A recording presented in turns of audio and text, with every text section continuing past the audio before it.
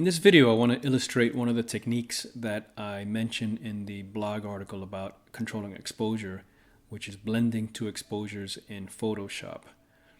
I have an image here that is a good candidate for blending in Photoshop. A simple reason for that is because you notice here that the foreground is nicely exposed. I have good shadow detail.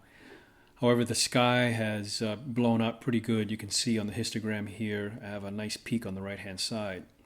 And the second problem I have here is that if I try to use a graduated filter, and I'm going to invoke that by hitting the D key for develop. And then I'm going to hit the M key, which brings up the graduated filter.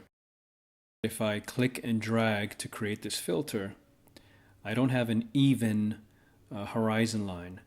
So if I darken down the sky, I'm also going to be darkening down the tops of all those trees.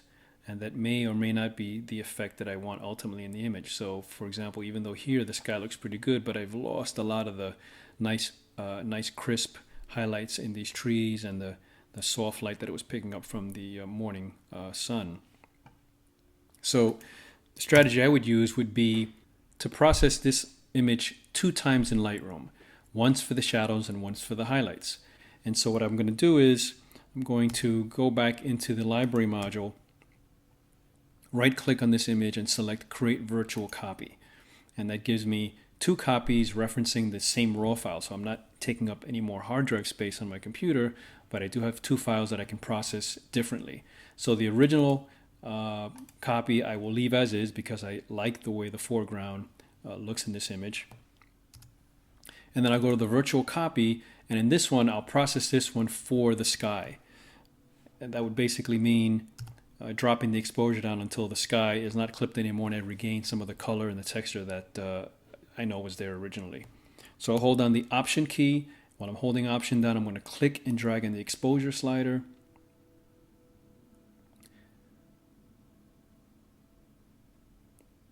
Okay, around there. Almost a stop down from 0 or underexposed by a stop. And you can see now that though my shadows have gone very dark and gotten very muddy, the sky is now properly exposed and is no longer blown out. In addition, I might add a little bit more clarity to the sky just to punch the clouds a little bit more. Okay, and then I think I'm pretty good there. The other thing I might do is in the color controls, I might drop the luminance on the blue colors. And again, that'll help to bring the clouds out a little bit more. This would be, for example, a very exaggerated effect, but I'm just going to go for more of a subtle look. Once I'm done, I'm going to press G to return to the library module. And so here you see we have the virtual copy and the original image. I'm going to select both by holding down the Shift key, clicking on both, and then right-clicking and selecting Edit in Adobe Photoshop CS5. And that will open both in Photoshop, so then we can then do our blend. You don't need Photoshop CS5. Any other version of Photoshop will work fine for this blending technique. We're just doing a very basic blend using layers. All right, once they're both open, I'm going to hide everything else in the background so I have a nice clear window. I'm going to press V to invoke the Move tool. Then I'm going to click on the foreground image and drag it on top of my second image while holding down the Shift key. And this sort of keeps them in registration, which means that they'll be perfectly lined up.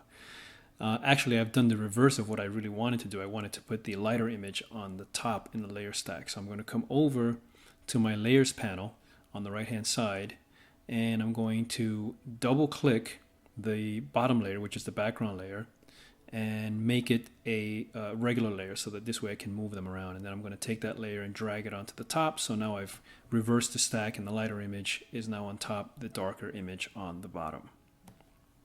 Now I'm going to add a layer mask to this top layer.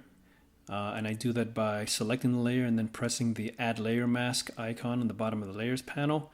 And this adds a layer mask, and we're basically going to paint with black into this layer mask. And any areas that we paint with black will hide that top layer and reveal the bottom layer. And the bottom layer is what contains our sky, and the top layer contains our foreground. And this is how we're going to create this blend and be able to be very precise about where the blend occurs. I will hit B for the brush tool, and I'll adjust the size to give me a decent size by using the left and right bracket keys. Select black as my foreground color, and then as I start to paint, you'll see that the mask starts to reveal the image below. Now, one thing I didn't check was the opacity of the brush tool, which you can see up here. It's set to 50%, and I probably would have wanted it to be set to 100%. So I will hit Command Z to undo my painting or my brush. I will set it to 100%, and then I will redo the brush, and you can see how now 100% means that it is allowing 100% of the image underneath to reveal itself. And you can see here with the brush tool, I'm able to be much more precise in how I'm blending these two images. And usually what I do is I get as close as I can to the horizon, or in this case to the trees.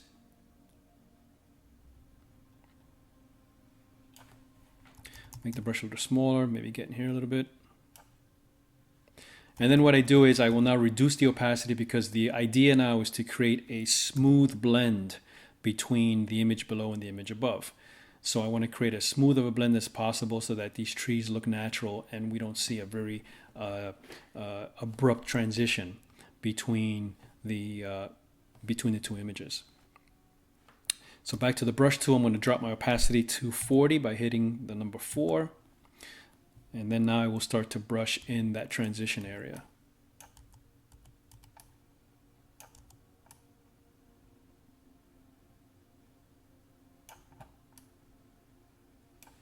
Okay, I'm going to drop the opacity down to 20. Again, creating an even smoother transition.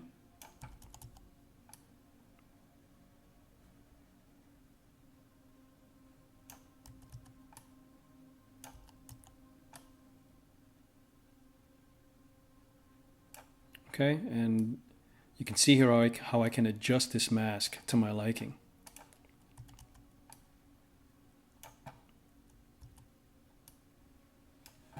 Now you notice that the tops of some of these trees have gotten a little dark. An easy way to fix that now is by erasing the mask or painting in white. So I will hit the X key to reverse my colors. So now white is my foreground color.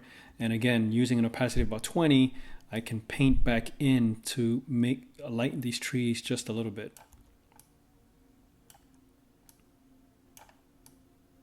And just get a little more light, especially these here, I think got a little bit too dark in my original brush.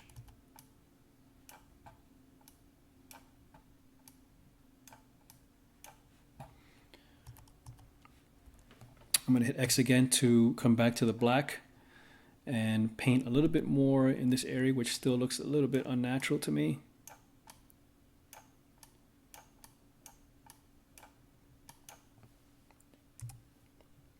Increase my opacity to 30 to get a stronger effect.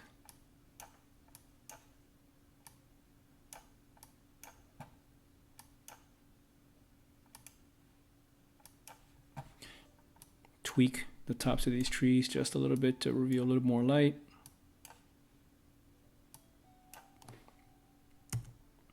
And I'll zoom here so you can see. Oops, went too far. Come back out again. Okay, so you can see in detail. So as I paint with white, I'm revealing the bottom layer. The lower image, which again, if you remember, was exposed for the shadows. See, as I paint, we brighten up these trees a bit and get a little bit more light into them.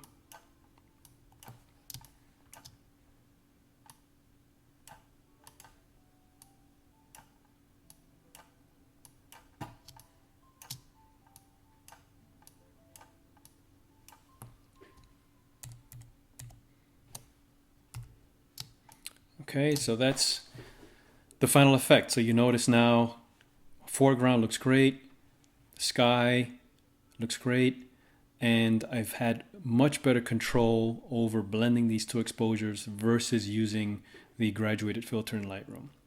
All right, so that's blending in Photoshop. Hope that helps. Thanks a lot.